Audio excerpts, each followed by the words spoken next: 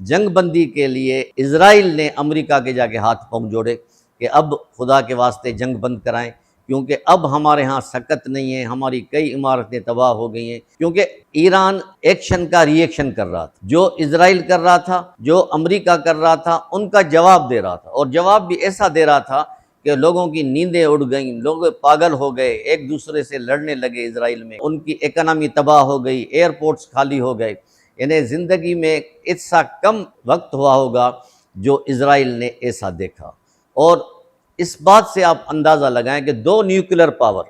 یعنی اسرائیل بھی nuclear power ہے انڈائریکٹلی، اور امریکہ بھی نیوکلر پاور، دو نیوکلر پاور ایران کے خلاف لڑ رہے ہیں جو نان نیوکلر ہے، جس کے پاس ابھی نیوکلر بم بنا نہیں ہے۔ اس سے آپ اندازہ لگائیں کہ وہاں کی جو تھنک ٹینک ہے ایران کی، وہ کیا سوچ رہی ہوگی کہ اگر ہم بھی اپنا بم بنا لیں، نیوکلر پاور بن جائیں، نیوکلر طاقت بن جائیں، تو پھر ہم ان کو ٹوٹے چبوا سکتے ہیں۔